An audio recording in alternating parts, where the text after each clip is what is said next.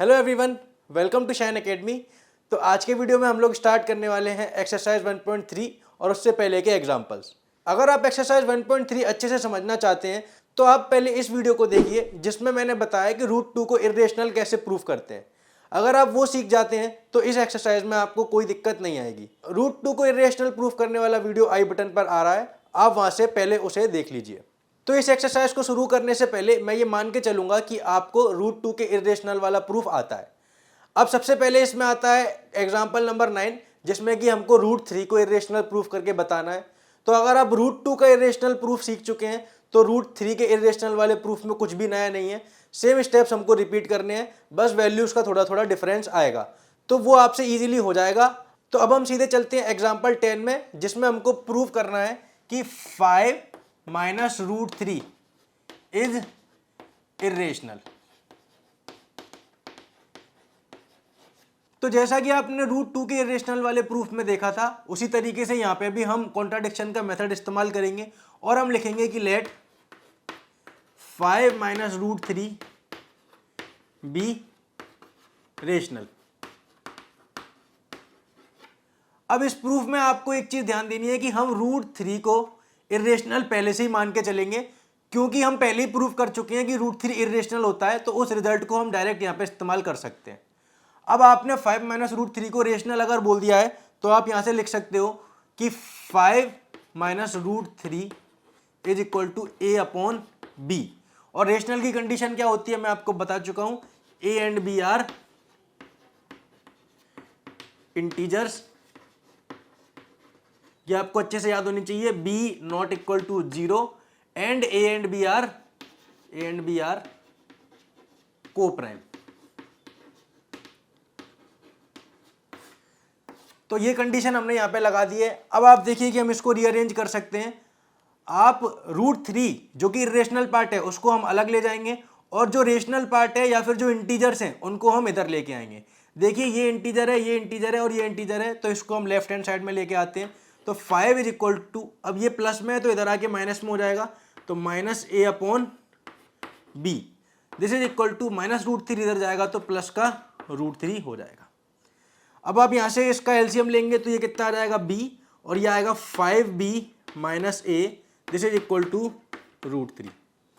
अब आपको एक सिंपल सा कॉन्सेप्ट मालूम होना चाहिए कि कभी भी कोई इरेशनल नंबर है तो वो कभी रेशनल नहीं बन सकता, और कोई रेशनल नंबर है तो वो कभी इरेशनल नहीं होगा, दोनों अलग अलग होते हैं। यहां पर आप देखिए कि b एक इंटीजर है, ये भी इंटीजर है और ये भी इंटीजर है। इंटीजर में से इंटीजर माइनस करने पे ऊपर क्या आएगा, इंटीजर आएगा, और नीचे इंटीजर है ही। और आपको पता है कि इंटीजर अपॉन इंटीजर क्या बनता है, रेशनल बनता है। यानी कि हमारे पास एलएचएस में जो नंबर है वो क्या है, रेशनल नंबर है, और आरएचएस में हम पहले ही बोल चुके हैं ये क्या है, इरेशनल नंबर है। तो ऐसा तो नहीं हो सकता, रेशनल कभी भी इरेशनल के बराबर नहीं हो सकता। अगर रेशनल इरेशनल के बराबर नहीं हो सकता तो जो हमने माना था वो गलत था, and by contradiction this is irrational, और आप लिख सकते हो हेंस प्रूफ। तो इस तरीके से इस एग्जांपल को हम सॉल्व करते हैं। आई होप कि आपको समझ में आया होगा। अब हम बढ़ते हैं एग्जांपल 11 की तरफ। एग्जांपल 11 में हमारे पास है 3 रूट 2 और इसको प्रूव करना है इरेशनल। अब कॉन्ट्राडिक्शन मेथड से ही हम इसको प्रूव करेंगे। तो हम सबसे पहले लेट करेंगे 3 रूट 2 बी रेशनल, और पिछले एग्जाम्पल की तरह ही यहाँ पे हम लिख सकते हैं कि अगर ये रेशनल है तो 3 root 2 should be equal to a upon b, और यहाँ पे हम रेशनल नंबर की कंडीशन लिख देंगे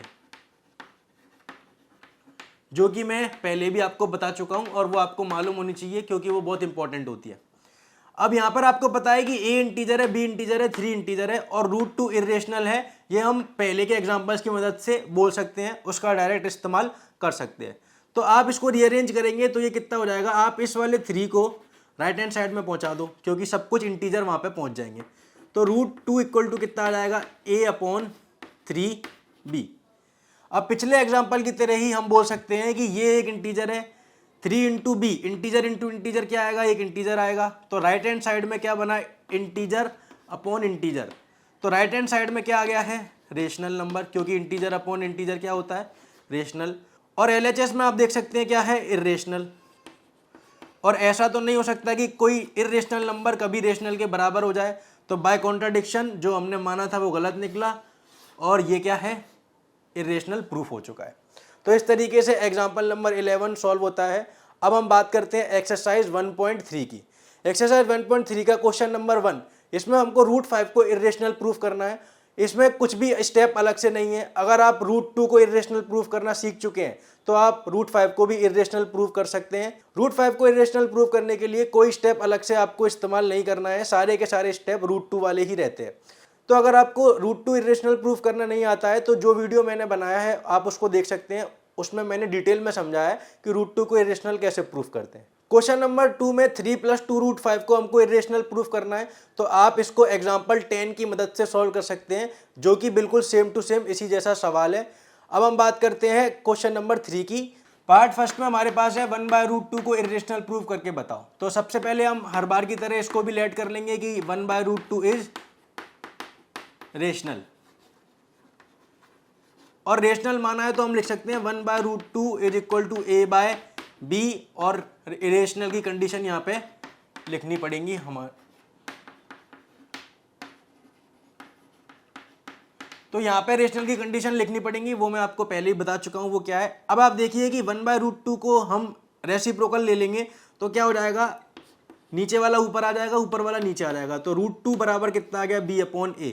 और यहाँ से तो आपको सॉल्व करना आता ही है, तो यहाँ से आप डायरेक्टली लिख सकते हो बाय थ्योरम